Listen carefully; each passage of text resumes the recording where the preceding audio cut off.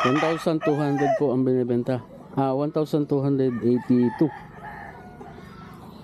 square meter. Dito po tayo ngayon sa Magdalena, Laguna.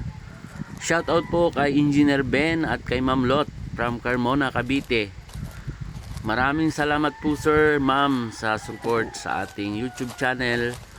At ini-invite po namin ang ating mga viewers na mag-subscribe sa ating channel para mas updated po kayo doon sa mga susunod nating mga video. Paki-like and share na rin po. Salamat po. Magdalena, Laguna, yan po ang location ng ating property. Ito po ang kabuuang sukat ng nasasakupan ng Magdalena, Laguna. Barangay Salasad naman po ang nakakasakop sa property. Ito naman po ang hugis ng Barangay Salasad dito po sa ating Google Earth. Diyan po located yung ating property na ipapakita ngayon dito sa ating vlog. Ito pong property na ito ay sumusukat ng 1,282 square meter. Malapit po siya sa town proper. Silipin po natin kung ano po ang aming papasukan papunta sa property. Ito po yung arko ng Barangay Salasad. Ito naman po ang town proper ng Magdalena, Laguna. So ito po ay isang maunlad na bayan sa parte ng Laguna.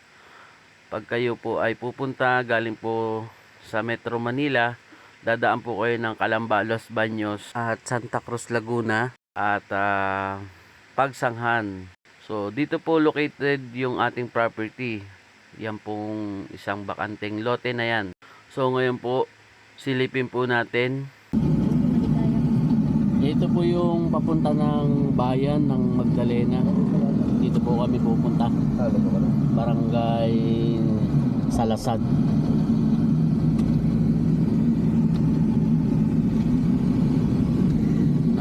Halos malapit po siya sa bayan.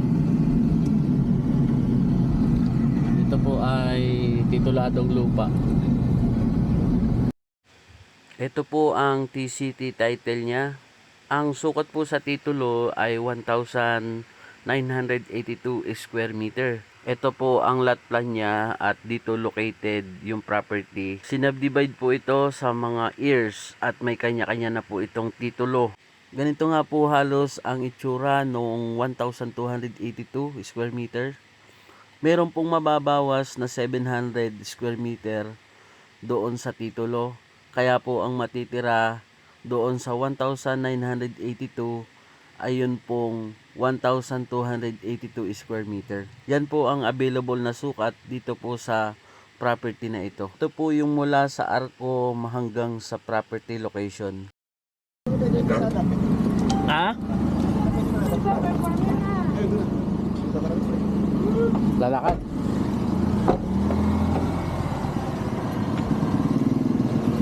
Meron pa mula nga po doon sa arko na aming pinasukan na Barangay Salasad, nakarating na po kami dito po sa location ng property. At dito po ay tinuturo sa atin noong pong mga isa sa mga nagbebenta ng property kung saan located yung kanilang lupa. At dito marami na pong naging kabahayan. Kung mapapansin nyo po sa mapa natin, nasa tabi lamang po siya ng Manila Railroad. Dito po tinuturo sa atin kung saan po lulusot yung pong property. Dito po kasi sa tinayuan na ito ay mayroon pong parte na magkakaroon po dyan. Yan po yung pinaka right of way magmula po doon sa cemented road. At sa pagkakataong ito, dito po kami pumasok sa kabila dahil ito po yung open sa ngayon na kalsada papasok doon sa property. Nga lang po ay mayroon pa ibang lote. Kaya po much better na bubutasin po yun yung nasa harap. Kasi po yun ay tinayuan lamang ng mga kabahayan. At ang nangyari po ay natabunan yung totoong daan na para dito sa tituladong lupa. Kasi po kung mapapansin nyo sa mapa ay nasa tabi po siya ng Manila Railroad. At dito na nga po aming pinasok na nga po itong property at nakita po natin. Bali, ang mga ano dito boss, 1282 ang makukuha. Kasi ito, ang pinaka ano niya, 1982. Oo nga. Kaya Pakita ko sa 1282 lang yung ano. 182 lang Ang titulo. ang ibebenta. Oo. Yung 700 ang nabawas. Oh, yung 700. Saan part yung nabawas na 700? Doon sa dulo. Basta 1282 boss. 1282. 1282. Bali, ito na nga po yung pinakakabuuan ng 1,282 square meter na flatland. Ito po ay available at titulado. Nga lang po, kailangan pang bawasin yung pong 700 square meter dun sa dulo.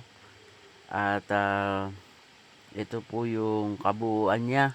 Yung bandang mababawas po ay dun sa kabilang side. Dito po sa parte na ito.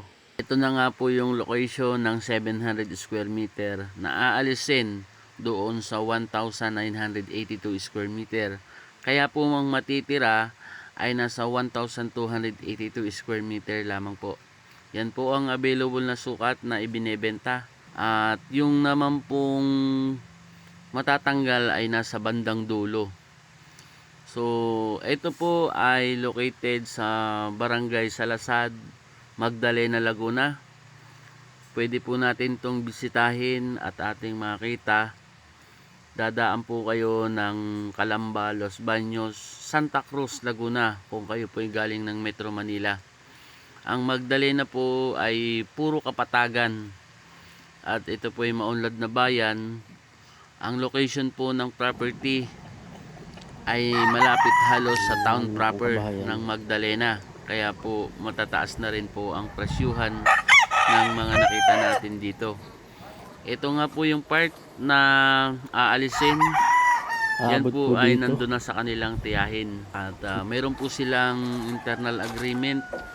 At sila na po yung magsisettle kung papaano po isasubdivide yung pong 700 na yun. Kaya po ang natitira ay 1,282 square meter na lamang po. Maganda po siya.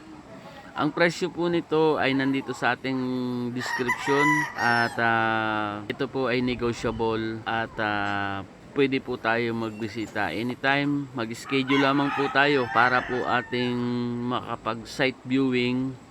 Sa right of way po nito wala pong problema dahil meron na pong nakalaan. Nakatutok po siya dito mismo sa kalsada na cemented road. Yung pong nakita ninyo sa ating video. Kailangan ma-relocate itong lugar kung saan siya tatama. Itong 1,282 square meter. Okay. Ayun lang po muna sa ngayon.